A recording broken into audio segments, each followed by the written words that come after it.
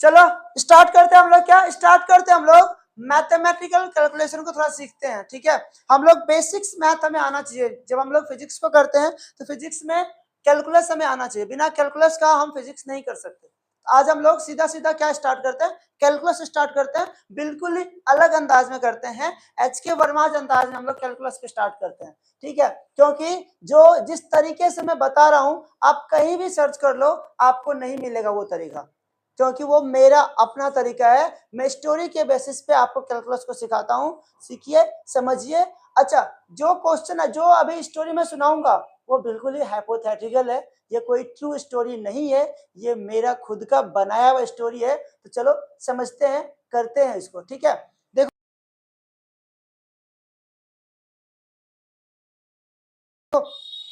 देखो बेटा, हुआ क्या बेटा कि जो न्यूटन थे ना, न्यूटन के बारे में बोला जाता है कि जब न्यूटन ग्रेविटेशन के बारे में खोज कर रहे थे, और खोज क्या कर रहे थे, न्यूटन से पहले ग्रेविटेशन का खोज हो चुका था। बेसिकली न्यूटन ग्रेविटेशन को उन्होंने सही ढंग से एक स्ट्रक्चर दिया, उसका सही तरीके से कैलकुलेशन किया, उसका सही तरीके से स्टडी किया, और एक यूनिवर्सल ग्रेविटेशनल लॉ दे दिया उन्होंने। इसलिए हम लोग न्यूटन को काफी ज्यादा अप्रिशिएट करते हैं। हालांकि ग्रेविटेशन के बारे में पहले ही गैलीलियो वगैरह आकर के, आर्यभट्ट वगैरह आकर के दे चुके थे स्टेटमेंट अपना। बट यदि हम कुल न्यूटन के बारे में बात करते हैं तब देखो इतने महान साइंटिस्ट थे, कुछ ना कुछ तो खासियत होगी ना न्यूटन की। अब न्यूटन की खासियत क्या थी बेटा, न्यूटन की खासियत ये थी कि न्यूटन कभी भी यदि किसी भी चीज में फंसते थे ना तो वह उसके लिए नया ही कंसेप्ट बना देते थे। तो एक बार का बात है, न्यूटन के सबसे अजीज दोस्त का लो या उसको पीए का लो, या न्यूटन का एक कथन एक साथी का लो, ठीक है। उनका नाम सुमो था। क्या था बेटा, उनका नाम सुमो था, उनका नाम सुमो था, ठीक है। अब ये जो सुमो थे वह न्यूटन के हमेशा साथ रहते थे। मतलब जितना भी चीज न्यूटन सोचता था उसको नोटबुक पे लिखने का काम कौन करते थे, सुमो करते थे। एक बार न्यूटन अपने कैलकुलेशन में फंसे हुए थे कि यार जब ग्रेविटेशन का वो कैलकुलेशन कर रहे थे काफी लंबा लंबा कैलकुलेशन हो रहा था। तो देखो आपस में न्यूटन सर और सुमो सर आपस में बातें कर रहे हैं। तो अब जो इंटेलेक्चुअल्स पर्सन होते हैं उनकी बातें भी देखो कितना बेसिक्स लेवल से और किस तरह की बातें होता है, वो जरा सुनिएगा बेटा। क्या हुआ, न्यूटन बोले कि यार सुमो एक बात बताओ। बोले क्या सर बोलो। बोला यदि मैं लेट कर लूं, यहाँ पे यदि मैं लेट कर लूं बेटा कि let y is equal to f of x, कोई लेट कर लेते y is equal to f of x. बोले कि यदि मैं लेट कर लूं y is equal to f of x. बोले हाँ कर लो। तो न्यूटन बोले नहीं नहीं नहीं नहीं, आप मैथ्स के एंगल से मत सोचो कि मैं कर रहा हूं आपको लेट करने y is equal to f of x. बोले सर फिर क्या। बोले एक काम करो, आप इसको ऐसे सोचो कि ये जो y है इसको कंसिडर्ड करो आप LHS, और ये जो हमारे पास f ऑफ x है इसको कंसिडर्ड करो आप RHS, इसको कंसिडर्ड करो आप RHS। बोले ठीक। बोले अब एक बात बताओ, यदि मैं बोल रहा हूं कि y is equal to f of x, इसका मतलब LHS और RHS आपस में बराबर है। बोला हाँ बिल्कुल बराबर है। बोला एक बात बताओ, यदि मैं RHS में कुछ चेंज करता हूं, छोटा सा चेंज करता हूं RHS में, या तो RHS को बढ़ा देता हूं या RHS को घटा देता हूं, ठीक है, या तो इसमें इंक्रीजमेंट करता हूं या तो इसमें डिक्रीजमेंट करता हूं, तो यार दोनों को बराबर रखने के लिए जितना हमने यहाँ पे इंक्रीमेंट या डिक्रीमेंट किया है उतना इंक्रीमेंट और डिक्रीमेंट इधर भी तो करना पड़ेगा, तभी तो LHS और RHS बराबर होंगे। बोले हाँ बिल्कुल, इसमें कौन सा बात है, कोई भी नया बात नहीं है। बोले न्यूटन बोले नहीं नया बात है, आपको जो मैं बोल रहा हूँ लिखने उसको आप लिखो। भाई सुमो ने बोला कि ठीक है सर आप बोलो मैं लिखता हूं। तो बोले लिखो क्या। बोले लिखो स्मॉल इंक्रीमेंट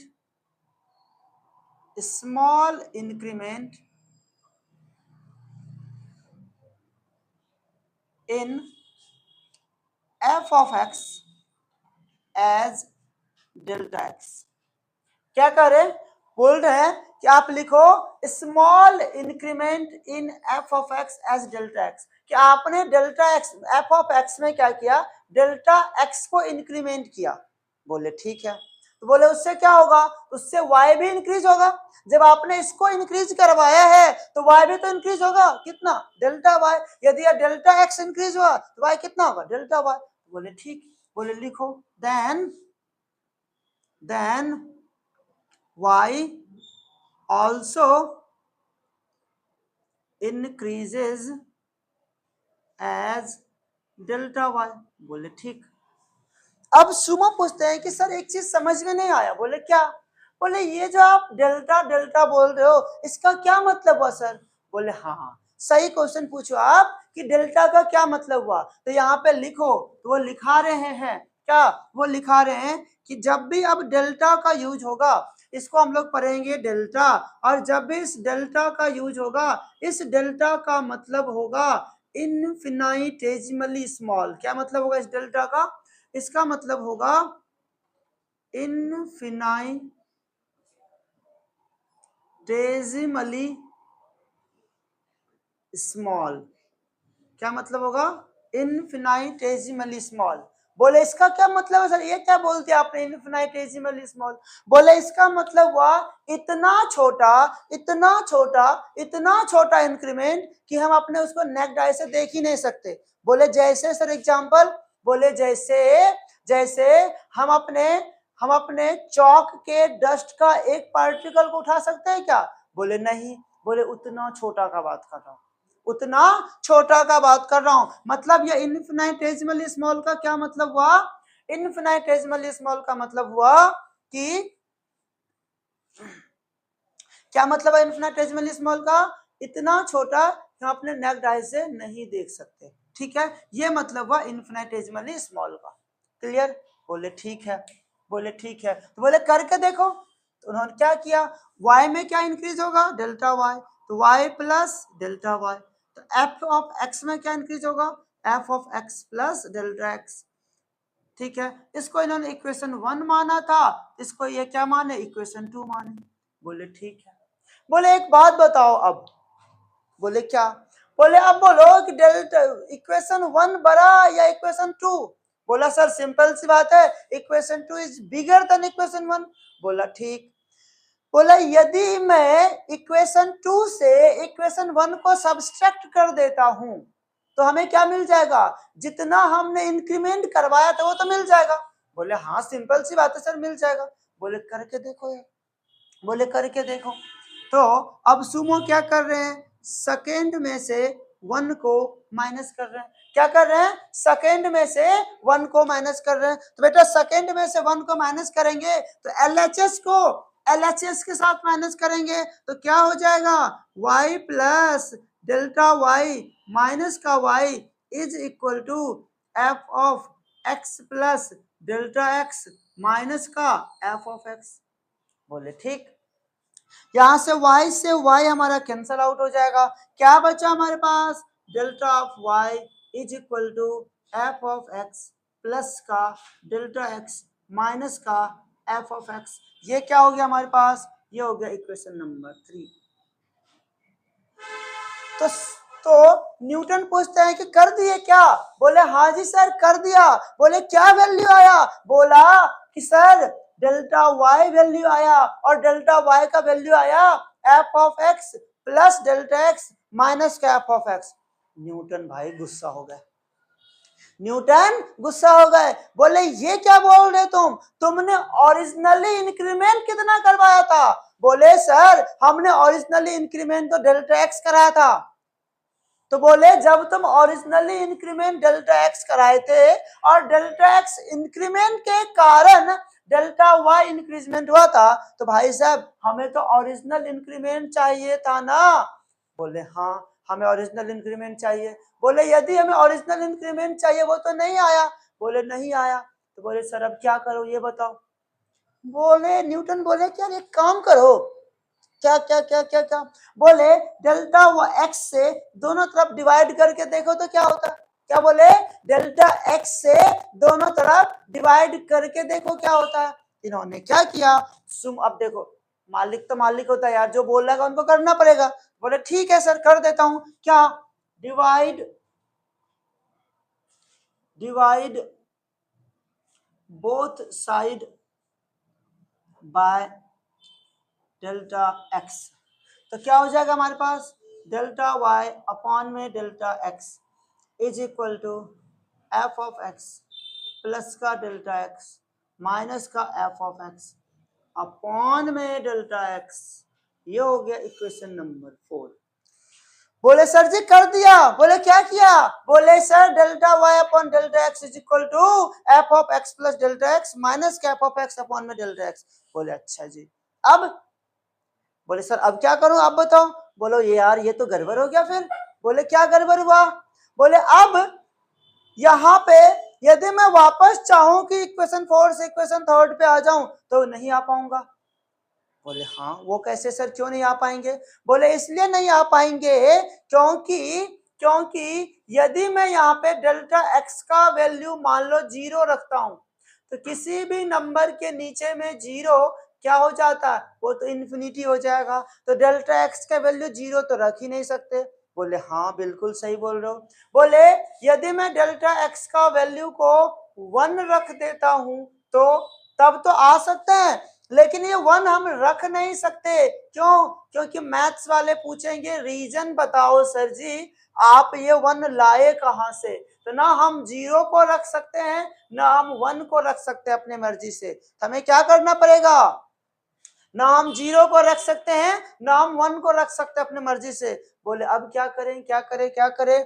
तो न्यूटन ने क्या किया, यहाँ पे फंसने के बाद न्यूटन ने मैथ्स के अंदर एक अलग ही चैप्टर बना डाला and the name of that chapter is limit, जो कि आप क्लास 11th के जो नन्हे मुन्ने प्यारे से बच्चे हो, आप जो मैथ्स वाले बच्चे हो वो आप पढ़ोगे लिमिट चैप्टर को। और लिमिट चैप्टर का कंसेप्ट यहीं से तो आया है। जब न्यूटन सर फंसे तो उन्होंने एक चैप्टर ही बना डाला and that chapter is called limit. तो उन्होंने सोचा क्या, उन्होंने सोचा कि अच्छा ऐसा क्या कि हम ना 0 ले सकते हैं ना 1 ले सकते हैं ना -1 ले सकते हैं ना 2 ले सकते हैं ना -2 ले सकते हैं। तो चलो कोई बात नहीं, ऐसा करते हैं कि 0 से थोड़ा सा ज्यादा ले लेता हूं, 0 से थोड़ा सा बड़ा ले लेता हूं जो अप्रोच करेगा 1 को लेकिन 1 नहीं होगा।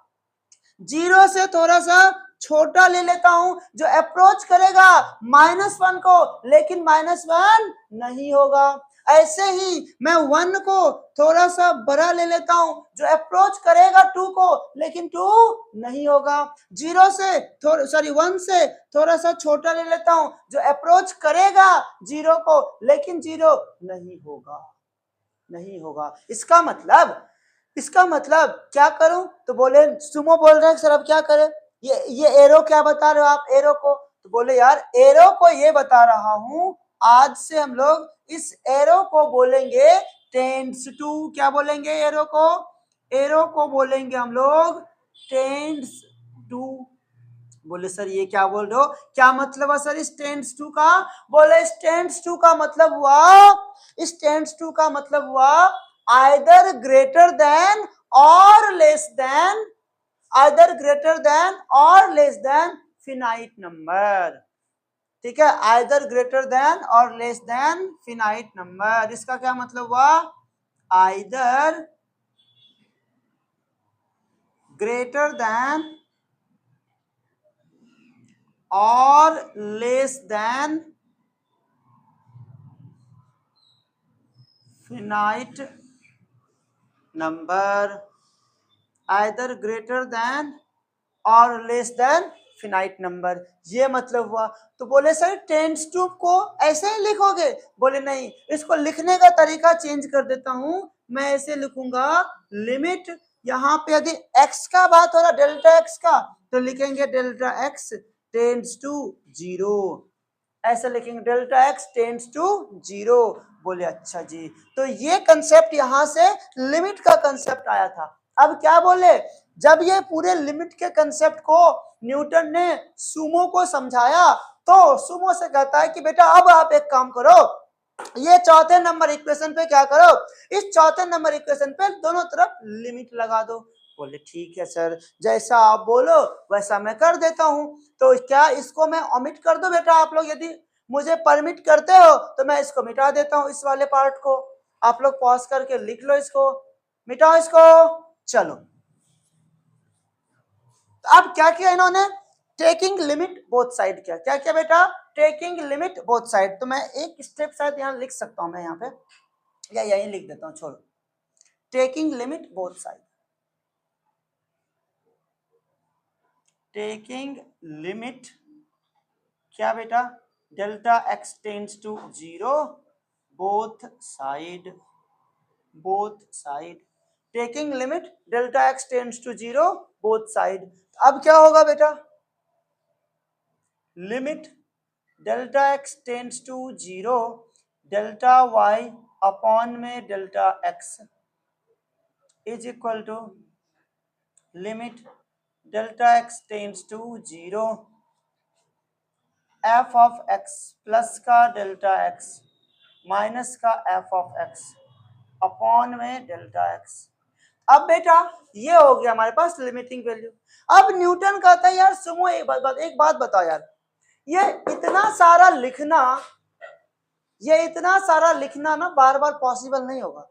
एक काम करो आप, क्या बोले, एक काम करो, इस पूरे को, ये जो पूरा का पूरा आपने वैल्यू लिखा ना यार, इस पूरे को आप इतना ना लिख करके यदि आप dy अपॉन में dx लिख दोगे ना तो बात एक ही होगा यार। इसको limit delta x tends to 0 delta y upon delta x को आप क्या लिखो, आप लिखो dy बाय dx। क्या लिखो? dy by dx। तो यहाँ पे इज इक्वल टू हो जाएगा क्या, limit delta x tends to 0 f of x plus का डेल्टा एक्स माइनस का एफ ऑफ एक्स अपॉन में डेल्टा एक्स। ठीक है, अपॉन में डेल्टा एक्स। क्लियर? क्लियर एकदम। अब देखे कहां से डिफरेंशिएशन कहां आ गए। सोचो, एक छोटी सी सोच आपका पूरा का पूरा करियर बना देता है। एक छोटा सा शुरुआत किया था बिल्कुल बेसिक से और कहां से कहां ले आए। यही तो न्यूटन है, यही तो न्यूटन है।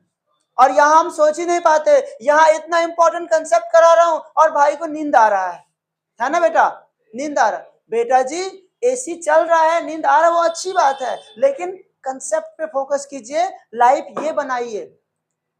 ठीक है, चलिए आइए बात करते हैं हम लोग। अब देख बेटा, देख देख देख, ये जो कंसेप्ट हमने बताया बेटा, ये सारा का सारा कंसेप्ट आपको मैथ्स में लिमिट चैप्टर में पढ़ना है। मैथ्स के लिए इंपॉर्टेंट क्या है? मैथ्स के लिए पूरा इंपॉर्टेंट है, मैथ्स के लिए पूरा इंपॉर्टेंट है। मैथ्स में आप ये इसका यूज करोगे, ये इसका प्रिंसिपल ऑफ डेरिवेटिव का आप यूज करोगे। This is called as principle of derivative. आप मैथ्स में इसका यूज करोगे, लेकिन फॉर फिजिक्स हमें इसकी रिक्वायरमेंट नहीं है। फिजिक्स के लिए हमें सिर्फ और सिर्फ इनकी रिक्वायरमेंट है बेटा। हमें फिजिक्स के लिए हमें सिर्फ और सिर्फ इनकी रिक्वायरमेंट है बेटा, इनकी। ठीक है, हमें सिर्फ इसका काम है। तो सर जी क्या हुआ, ये क्या है, क्या ये इसका रिक्वायरमेंट क्यों है? बेटा जी हम लोग इसको, ये जो लिखा हुआ है dy बाय dx, इसको हम लोग बोलते हैं रेट ऑफ चेंज। क्या बोलते हैं बेटा? Rate of change. बोलो बोलो, क्या बोलते हैं? Rate of change. क्या बोलते हैं इसको हम लोग? इसको बोलते हैं हम लोग rate of change, rate of change. इसको हम लोग क्या बोलते हैं बेटा? इसी को हम लोग बोलते हैं tan थीटा। क्या बोलते हैं बेटा? tan theta. और इसी को हम लोग बोलते हैं क्या? इसी को हम लोग बोलते हैं स्लोप ऑफ टेंजेंट। क्या बोलते हैं बेटा? Slope of tangent. इसी को आप रेट ऑफ चेंज बोलो या tan थीटा बोलो या इसी को आप क्या बोलो? स्लोप ऑफ टेंजेंट बोलो, बात एक ही है। क्लियर?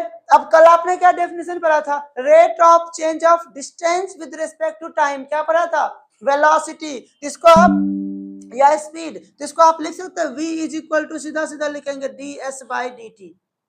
उतना ना लिख करके सीधा सीधा लिखेंगे ds बाई dt। आप एक्सीलरेशन पढ़ते हैं, rate of change of velocity with respect to time, तो यहाँ पे क्या हो जाएगा, एक्सीलरेशन इज इक्वल टू हो जाएगा dv by dt, dv by dt, है ना। ये क्या हो जाएगा हमारे लिए, ये हमारा एक्सीलरेशन हो जाएगा। क्लियर है, ये हमारा एक्सीलरेशन हो जाएगा। बोलो आसान है ना। अब हमें उतना नहीं करना, हमें सिर्फ इसको करना है। तो चलिए यहां, अच्छा एक चीज बताओ शशांक, लैपटॉप चार्ज में लगा दो भाई, इसमें चार्जर होगा। नीचे से आना, नीचे से कैमरा मैन।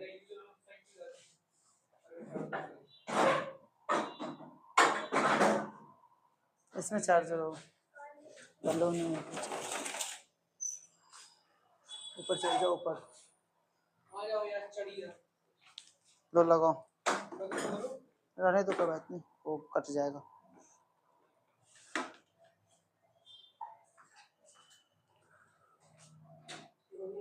हाँ हो गया, ठीक है, इतना क्लियर हुआ। अच्छा एक बात बताओ, ये जो हम लोग पढ़ाई कर रहे हैं, कर क्या रहे हैं, दिस इज कॉल्ड डिफरेंशिएशन। क्या मतलब होता है इसका, ये जो हम लोग पढ़ रहे हैं वो क्या है, वो डिफरेंशिएशन है।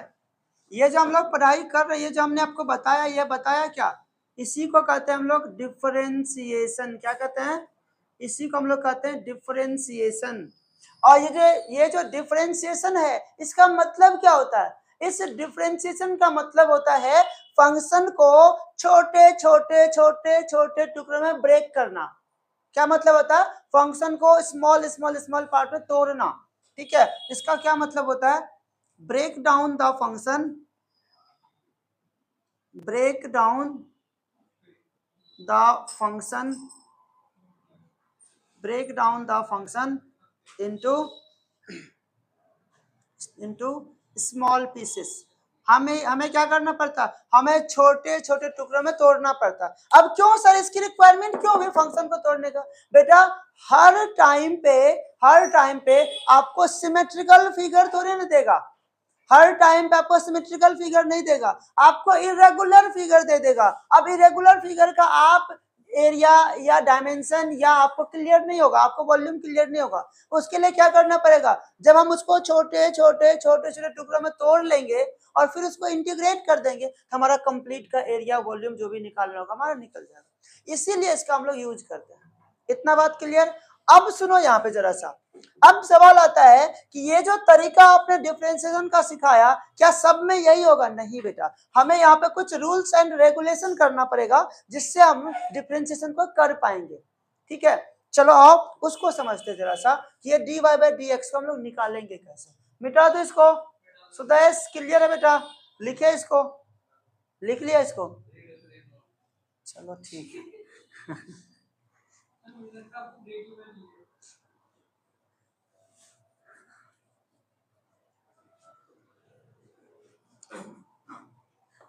जिस दिन आपका IIT रुड़की में एडमिशन हो जाएगा ना, उस दिन मैं ब्रेक ले लूंगा। चलो बेटा आओ समझते हम लोग कि यदि हमारे पास बेटा y is equal to constant दिया हुआ, यदि आपको y is equal to constant दिया हुआ और आपको कह रहा है फाइंड करो dy बाय dx, तो बेटा dy by dx is equal to d by dx। बेटा y का वैल्यू कितना बेटा, यहाँ पे कांस्टेंट, तो बेटा जब भी किसी कांस्टेंट का आप डिफरेंशिएशन करते हो वह क्या आता है बेटा, जीरो होता है। क्या होता है, किसी भी कांस्टेंट का डिफरेंशिएशन क्या होता है बेटा, जीरो होता है। किसी भी कांस्टेंट का डिफरेंशिएशन क्या होता है, जीरो होता है। चलो ये तो अच्छी बात है। दूसरा क्या बेटा हमारे पास, पावर फॉर्मूला। क्या है बेटा, पावर फॉर्मूला। अब पावर फॉर्मूला क्या कहता है बेटा, पावर फॉर्मूला कहता है यदि आपके पास y is equal to x to the power n है और आपको क्या करना बेटा, आपको यहाँ पे फाइंड करना है dy अपॉन में dx। क्या कर रहा है, यदि आपके पास y is equal to x to the power n है, आपको फाइंड करना dy बाय dx। तो कैसे फाइंड आउट करेंगे बेटा, तो यहाँ पे dy अपॉन में dx is equal to d by dx। अब बेटा y के बदले क्या रखेंगे हम लोग, x to the power n रखेंगे। इसका फॉर्मूला क्या होता है बेटा, n x to the power n minus one. क्या होता है? N x to the power n minus one. This is very important formula. जहां जहां हम डिफरेंशिएशन करेंगे, जिस जिस रूल को करेंगे, सब में सिर्फ और सिर्फ पावर फॉर्मूला ही लगेगा। X to the power n upon d x का डिफरेंशिएशन कितना हो जाएगा? N x to the power n minus one. अब एग्जाम्पल यदि मैं लूं, कुछ एग्जाम्पल लूं, जैसे मैं बोलूं बेटा सुदेश कि y is equal to x to the power 5 है। क्या बोलूं?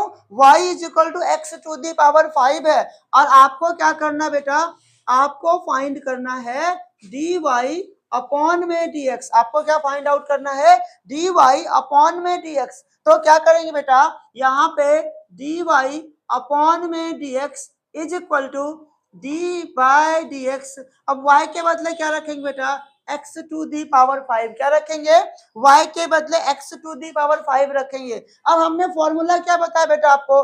n x to the power n minus one. तो यहाँ पे बेटा n के बदले क्या है बेटा? बोलो क्या है? 5 है। तो क्या लिखेंगे? 5 x to the power 5 minus one.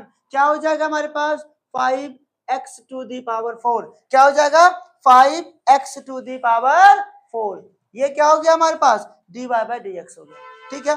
अब इसी में बेटा यदि मैं दूसरा एग्जांपल दूं आपको, इसी में दूसरा एग्जांपल दूं बेटा, आपको मैं बोलूं, इसी में दूसरा एग्जांपल दूं बेटा, मैं बोलूं आपको y इज इक्वल टू आपको है 5, आपको कुछ दिया हुआ है ऐसे, मान लो आपको दिया हुआ 5x क्यूब प्लस का 2x स्क्वायर प्लस का 10, कुछ ऐसा दिया बेटा। ठीक है। और आपको कह रहा है बेटा फाइंड dy अपॉन में dx। क्या करा बेटा? आपको करा फाइंड dy अपॉन में dx। अब कैसे करेंगे बेटा? तरीका वही है, dy अपॉन में dx इज इक्वल टू क्या लिखोगे बेटा? dy by dx। और y का वैल्यू कितना दिया बेटा आपको? y का वैल्यू कितना दिया हुआ है?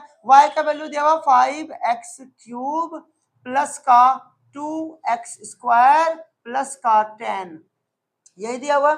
अब इसको कैसे करेंगे? सर जी यहाँ पे तो एक ही टर्म था बेटा, कोई प्रॉब्लम नहीं है, सबको अलग अलग डिफरेंशिएशन करना पड़ेगा, चाहे प्लस हो या माइनस हो, सबको क्या करेंगे? इसका अलग डिफरेंशिएशन, इसका अलग और इसका अलग। एक तरीका देख लेंगे समझ में आ जाएगा। यहाँ पे ध्यान दे दीजिए ओ सुदेश साहब, यहाँ पे ध्यान दे दीजिए।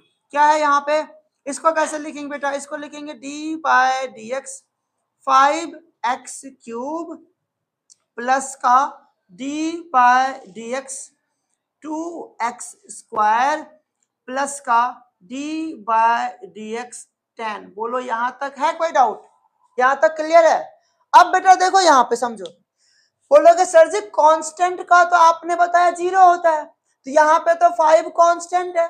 बिल्कुल 5 कांस्टेंट है बेटा, लेकिन यहाँ पे x क्यूब का कोएफिशिएंट है 5, यहाँ पे एक्स स्क्वायर का कोएफिशिएंट है 2, तो ये वेरिएबल के साथ है, इसका डिफरेंशिएशन नहीं करेंगे, इस 5 को इस 2 को बाहर निकाल लेंगे। तो यहाँ पे क्या करेंगे बेटा? यहाँ पे ऐसे लिखेंगे एक स्टेप और, 5 dx cube by dx plus 2 dx square by dx plus का।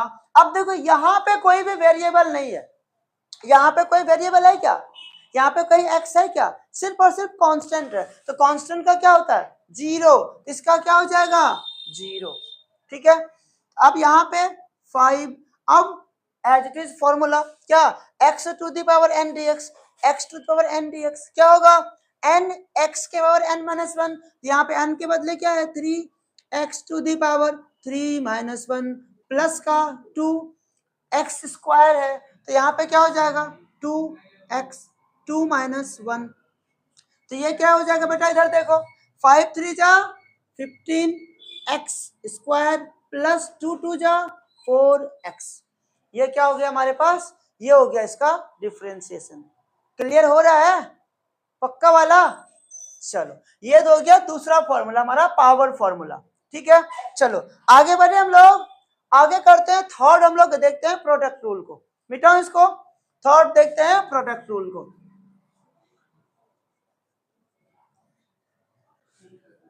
आगे बढ़ते बेटा, थर्ड देखते हैं हम लोग प्रोडक्ट रूल को। तो तीसरा वाला रूल क्या हमारे पास बेटा, तीसरा रूल हमारे पास है प्रोडक्ट रूल।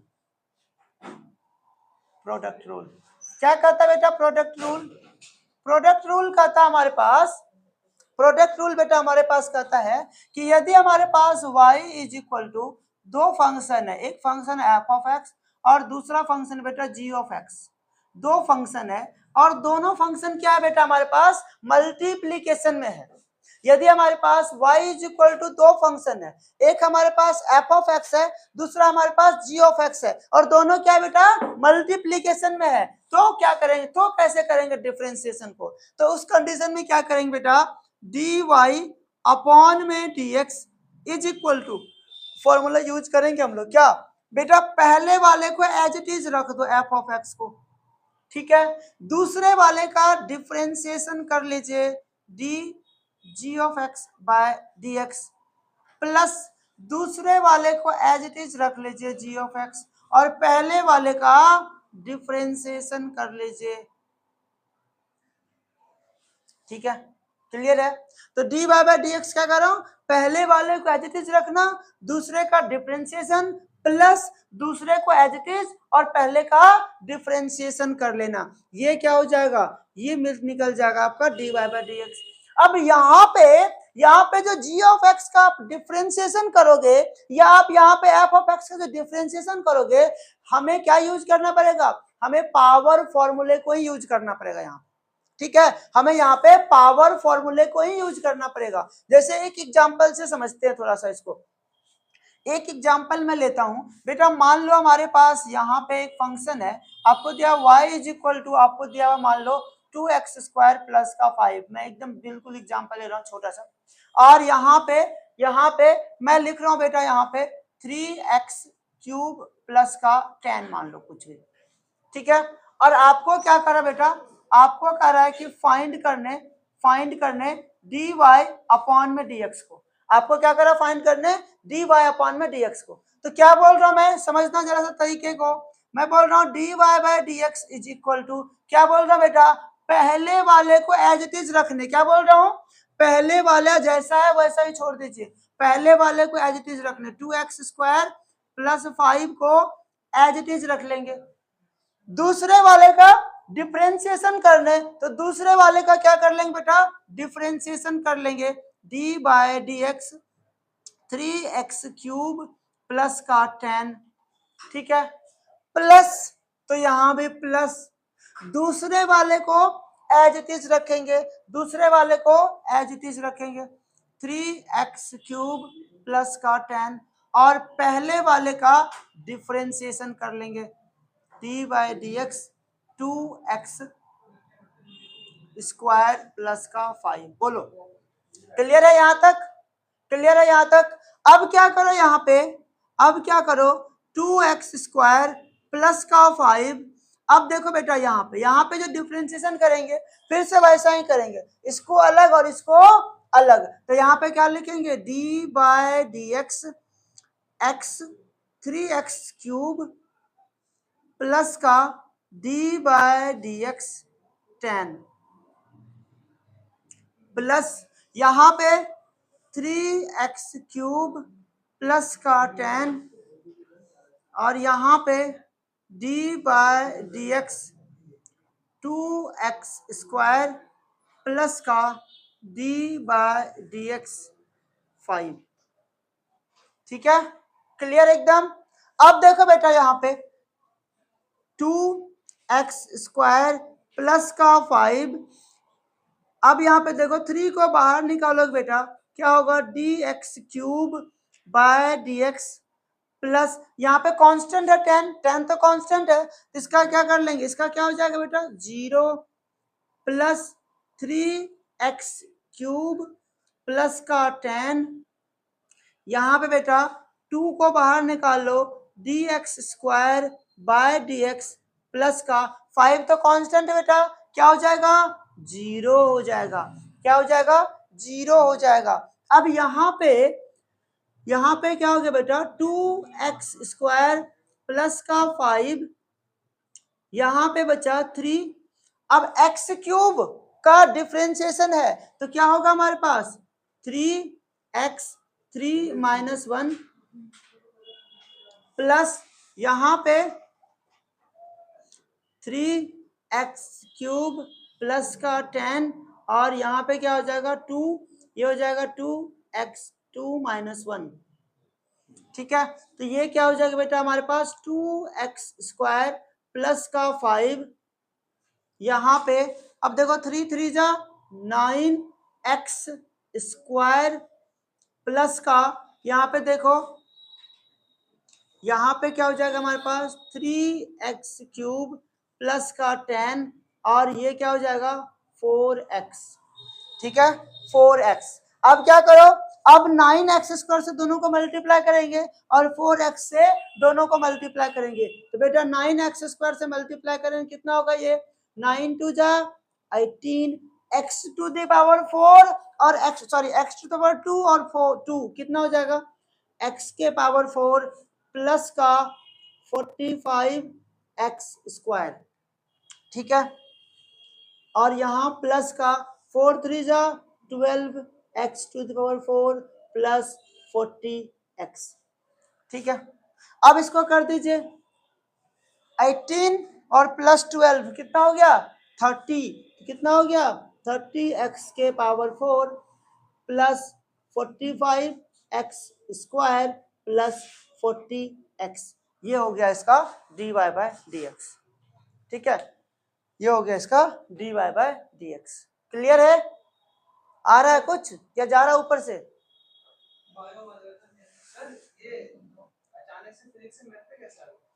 मिटाओ इसको। नहीं बच्चा, अभी यहाँ पे बेसिक मैथ बताना पड़ेगा ना, डिफरेंशिएशन बेसिक मैथ बताना पड़ेगा ना।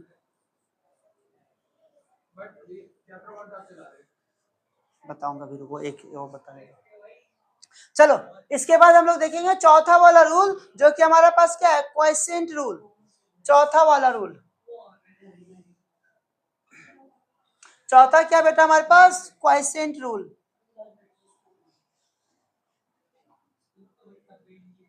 क्वोशिएंट रूल, अब क्वोशिएंट रूल क्या करता है बेटा, क्वोशिएंट रूल कहता है हमें क्या करना है, हमें अब डिवाइड में फंक्शन दिया हुआ रहेगा। यदि हमें ऐसा दिया हुआ रहेगा कि y is equal to f of x divided by g of x, हमें क्या दिया हुआ रहेगा, यदि y is equal to f of x divided by g of x रहेगा तो, और हमें कहेगा फाइंड dy बाय dx, तो कैसे करेंगे।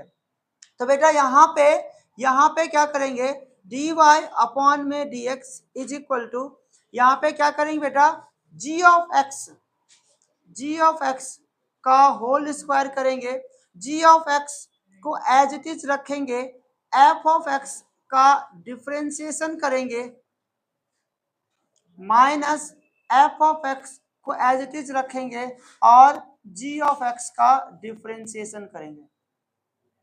ठीक है, g ऑफ x का डिफरेंशिएशन करेंगे।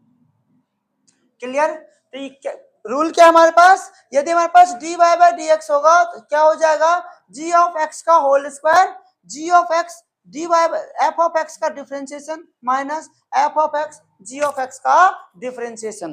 क्लियर है यहाँ तक।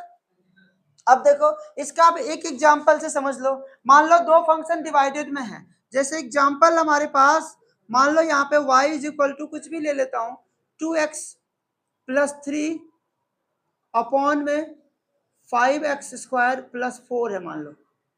ठीक है, आपको कह रहा है क्या करने, आपको कह रहा है कि फाइंड dy अपॉन में dx। आप क्या करो, आप dy अपॉन में dx को निकालो। तो जो तरीका है उसी तरीके से काम करेंगे। तरीका क्या हमारे पास बेटा, dy अपॉन में dx इज इक्वल टू, बेटा क्या कर रहा हूं g ऑफ x का क्या करने है स्क्वायर करने, तो g ऑफ x का स्क्वायर कर दो।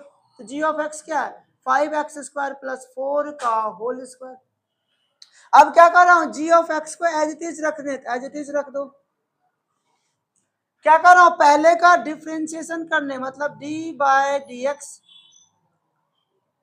2x प्लस का 3 इसका डिफरेंशिएशन करने माइनस दूसरे को एज इट इज रखने 2x प्लस 3 और पहले का क्या करने दूसरे का डिफरेंशिएशन करने d by d x 5x square plus का 4, यही कह रहा। अब क्या करो यहाँ पे, अब यहाँ पे डिफरेंशिएशन कर दीजिए, तो यहाँ पे क्या हो जाएगा 5x स्क्वायर प्लस का 4, यहाँ पे क्या हो जाएगा हमारे पास, ये हो जाएगा हमारे पास इसका इसका डिफरेंशिएशन करोगे कितना, देखो 2 को बाहर निकाल लेंगे तो एक बार कर दो, चलो मैं कर देता हूँ 2 dx बाय dx, और ये कांस्टेंट है, कांस्टेंट का तो 0 ही हो जाएगा, माइनस 2x प्लस का 3, और इसका कितना 5 5 2 जा 10, तो 10x, इसका तो 0 ही हो जाएगा।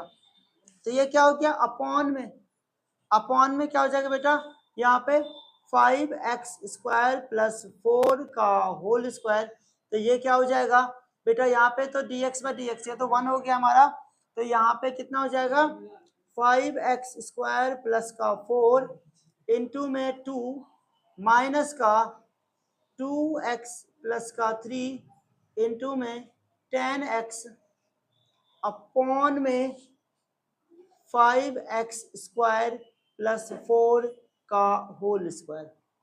ठीक है, तो यहाँ पे क्या हो जाएगा बेटा, यहाँ पे 2 से मल्टीप्लाई करो, कितना हो गया 10x स्क्वायर प्लस का 8 माइनस का 20x स्क्वायर प्लस का 30x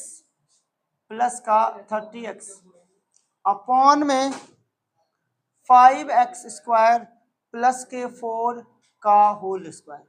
ठीक है, अब बेटा यहाँ पे देखो 10x स्क्वायर प्लस का 8 माइनस, या पूरे को माइनस, पूरे ब्रैकेट को बेटा खोल दो, तो यहाँ पे क्या हो जाएगा बेटा हमारे पास 10x स्क्वायर प्लस का 8 माइनस का 20x स्क्वायर माइनस का 30x अपॉन में 5x स्क्वायर प्लस के 4 का होल स्क्वायर। तो बेटा आप देखो यहाँ पे क्या हो जाएगा बेटा, माइनस का 10x स्क्वायर माइनस का 30x प्लस का 8 अपॉन में 5x स्क्वायर प्लस 4 का होल स्क्वायर। ये क्या हो गया, ये हो गया हमारे पास dy बाई dx।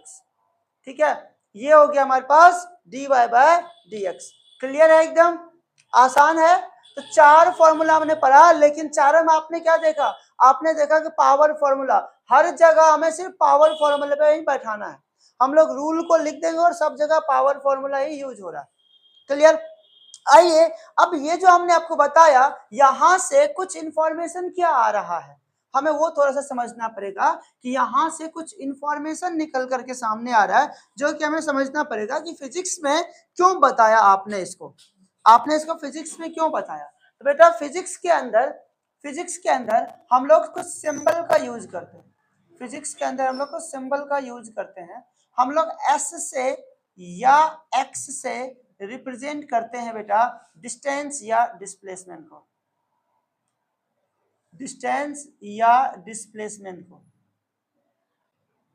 डिस्प्लेसमेंट को। ठीक है, v को रिप्रेजेंट करते हैं हम लोग फाइनल वेलोसिटी।